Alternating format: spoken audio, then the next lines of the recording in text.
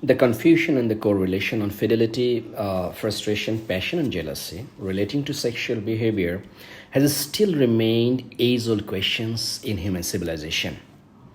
There has always been a proxy war on human sex from the inception of agriculture society. Reputation ruins, career collapses, precedent falls, impaired demises, what ignites on the mystery of human sexuality. The authors, Christopher Ryan and Cacilda Jetha, in their book Sex at Dawn, How We Mate, Why We Astray, and What It Means for Modern Relationship, come up with a non-conventional idea that Homo sapiens was egalitarian. Sex and society was shared during pre-agriculture time in hunter-gatherer group.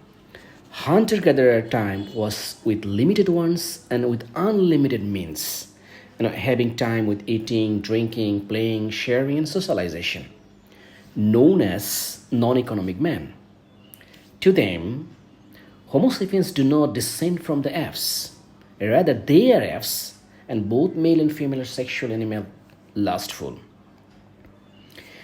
Before agriculture, many millennia ago, total population was 1 million, and Homo sapiens lived happily there. However, the transformation of shared society and sex took place after the inception of agriculture era, and the human animal started to live in pair bond.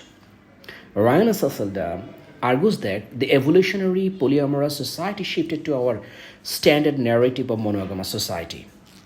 Meanwhile, the moral parents like penguins, trademark pair bonding of human beings, are under scrutiny with multi-male, multi-female bonding like bonobos, has brought serious claims and allegations against the book by the scholar like Steven Pinker, David Barwash, and moreover, a whole book, Sex at Dusk, Lifting the Shiny Wrapping from Sex at Dawn, was published in 2012 by Lynn Saxon against the book.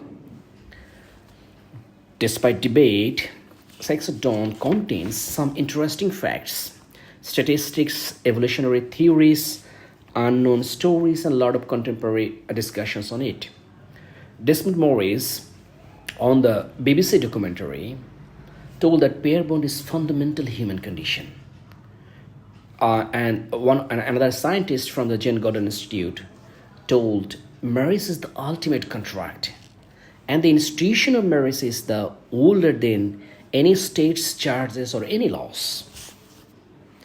Marriage, mating, and love are socially constructed phenomena by the author. Love is an ideal thing, and marriage is a real thing.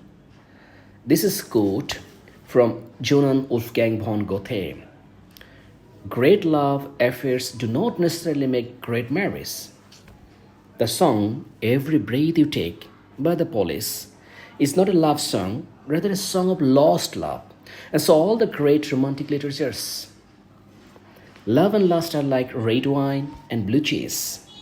Marriage in modern time is a kind of maze, a certificate of being unfaithful. In many cases, adultery is inbuilt in marriage. In Western media, love and sex is much discussed issue. Men and women are made for mutual exploitation and designed to make each other miserable.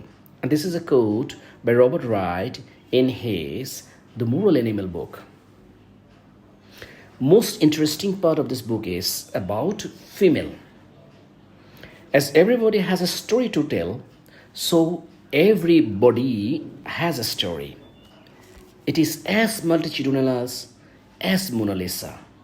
Before the war on drugs, war on terror, war on cancer, war on malaria, and so many other wars, there was war on female sexual desire.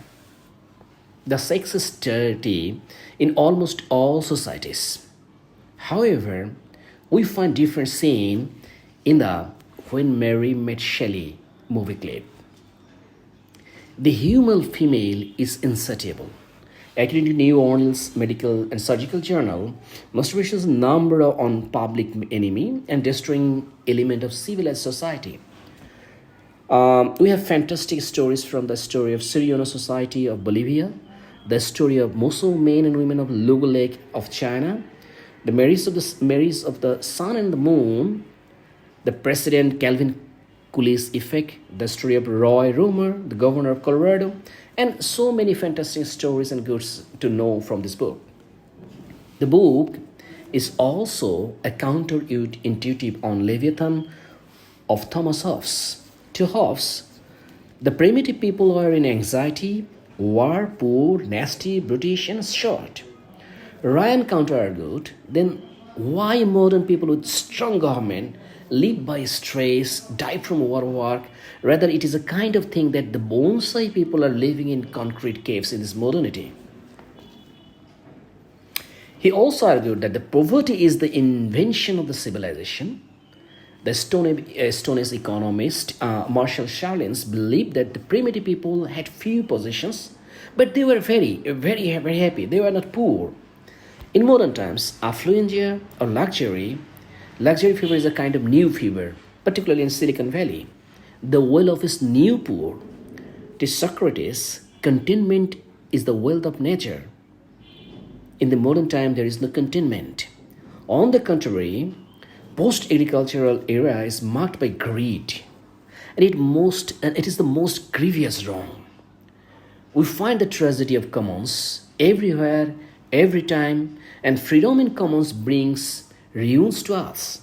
It is said by the Gerard Hardin in one of the most celebrated scientific research, the tragedy of commons. Therefore, Homo sapiens are selfish gene, told by Richard Dawkins in the Selfish Gene book.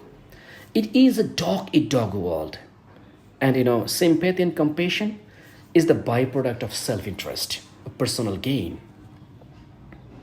One of the important quote from Lauren Magessa, that is, what constitutes misuse of the universe? The question can be answered in one single word, that is greed. Greed constitutes the most grievous wrong.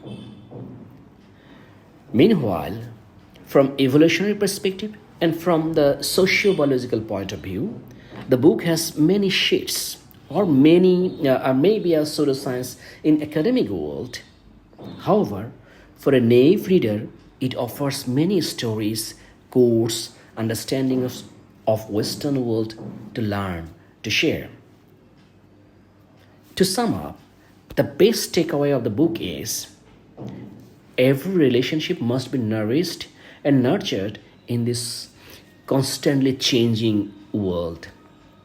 As Polonius in Hamlet advised to his son, "These above all, to thine own self be true, and it must follow as the night the day. Thou canst not then be false to any man and women." Thank you.